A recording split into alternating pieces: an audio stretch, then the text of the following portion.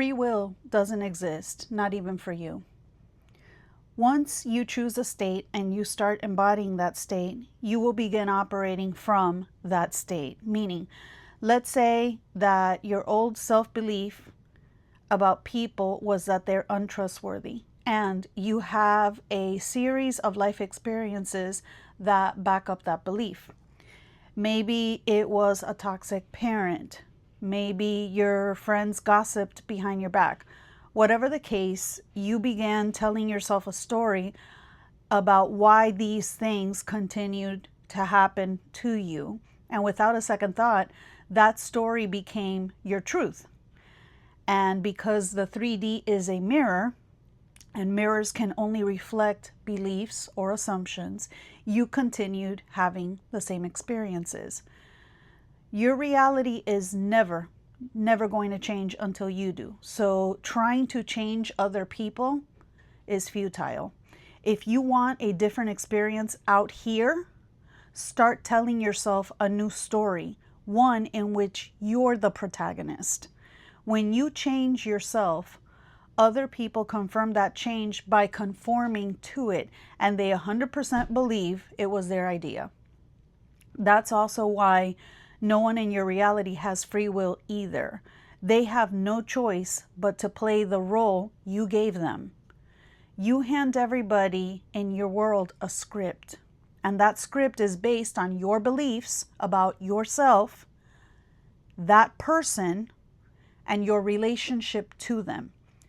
Regardless of who it is, that person will have no choice but to behave in the manner that you gave them in your mind based on the role you assigned to them. So essentially, as within, so without. Great. So now you understand the law and you decide you want to do a complete overhaul on your life. That's your biggest desire. You want a new job, a new group of friends, better health, more money, a new car, a new love. The desire does not matter. Instinctually, you've been led to believe that the way to obtain anything is to hustle for them, that you have to work hard in order to be successful. You've got to do something in order to get something. That's the 3D way. But that's also not the only way. You have been given, with your mind, the power to create the life you dream of without lifting a finger. Everything happens first in your mind. And when you start thinking about what kind of person you want to be in your world, that's when the magic begins to happen. At first, it'll seem small and innocent. A stranger, maybe a coworker, compliments you. They tell you there's something different about you, but they can't pinpoint exactly what that is. Well, as you continue to tell yourself the new story about you, and you begin observing your reality, you're going to receive more and more confirmation of the new story being played out. At first, it'll sound like a coincidence. And as a matter of fact, that's how a lot of manifestations end up solidifying into matter. It seems like they will happen in the most natural, most believable way to you, for you, the observer.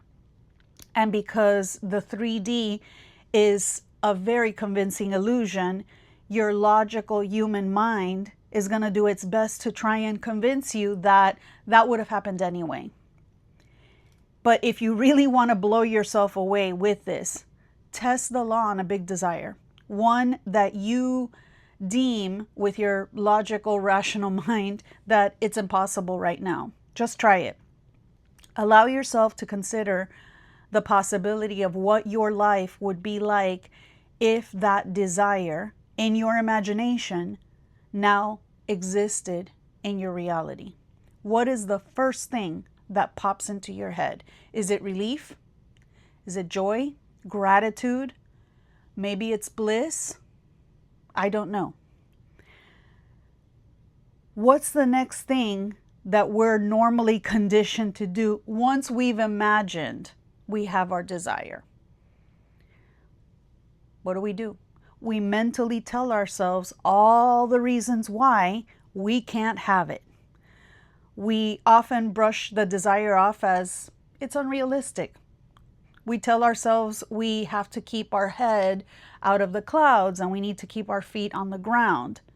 But I'm saying F that entirely and let yourself dream just like a kid would. I know it may sound ridiculous and way too simple and easy, but I'm also telling you to try it. Test the law and then be honest with yourself. What story are you telling? Is it one where you're the star and everyone else is a supporting character? Or have you made the mistake of making everyone else the star and you the supporting character? I'd like to also mention techniques. The technique that you choose is never what manifests your desire. Let me say that again. The technique that you choose is not what manifests your desire. You do. You are the ultimate technique, because what you believe and what you focus on with your mind must come to pass. No exceptions.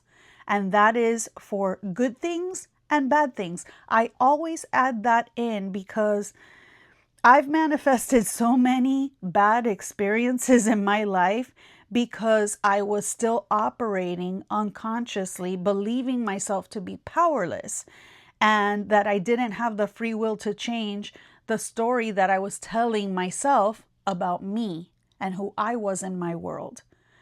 Whatever we decide and accept as and consent to as true for ourselves is what ends up happening, because reality has to prove each and every one of us right. It's always going to function that way. So what story do you want? You might be tempted to not dream too big, and your ego might try and convince you that something in particular is too big, it's too out of reach. But let me clear up that misconception for you right here and right now.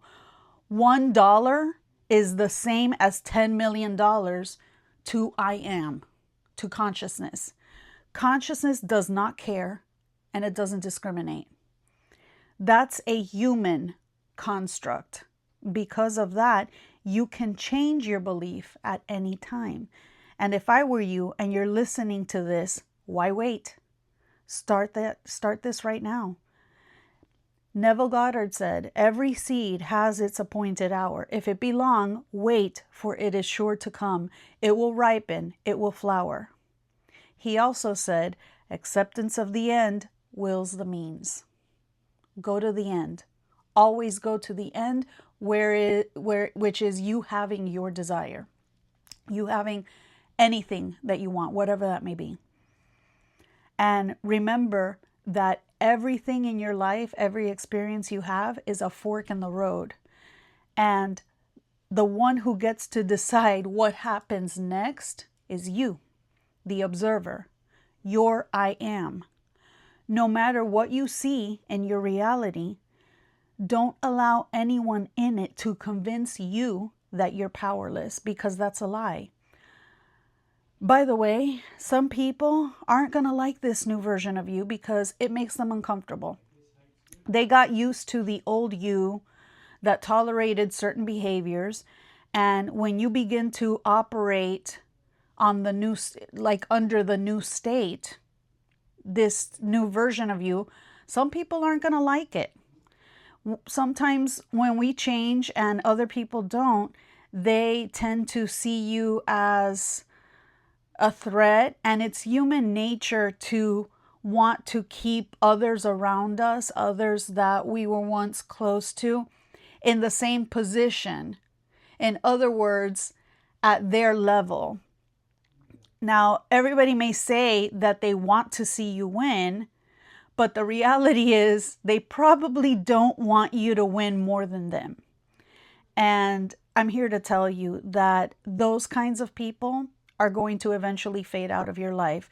So as long as you keep occupying your new state, and even if to your human self It might sting a little bit. You're going to soon come to realize that those people's departure has made space for the new people who are going to enter your life and who are going to be more aligned with this new version of you. You're going to have more in common with them. So always get the feelings out. Have the good cry if you need it. Journal about it. Talk about it with someone whom you trust. Having the human emotions, it's not a bad thing. Because remember, you're not just leveling up and changing your neural pathways. I've touched on this previously. You are essentially being catapulted into a brand new world, one in which you are happier. That's not a bad thing. Your free will goes out the door too, because a byproduct of your new state is also how you respond to things that would have normally triggered the old version of you. Never underestimate how powerful recognizing that is. Once your dominant state is the new version of you, you're on autopilot for that state. It's the same as when you were on autopilot in your former state. Your higher self is guiding you to act in a way that is congruent with this new version of you. Every experience from the moment you decide to occupy a new version of yourself is a fork in the road moment where you get to choose that you're either going to stand firm in your decision to be the operant power and to decree who you are with conviction, with authority, or you're going to fall back asleep and back into old habits and patterns. Basically, you're going to fall back to occupying the old state, which is the old version of you, which is who you don't want to be anymore. This goes on indefinitely. As you rise in consciousness, you're going to be faced with some experiences where you're going to have to decide in that moment whether you're going to go back or move forward. And that, my friends, is entirely up to each of you. Thanks for joining me today. I'll talk to you again soon.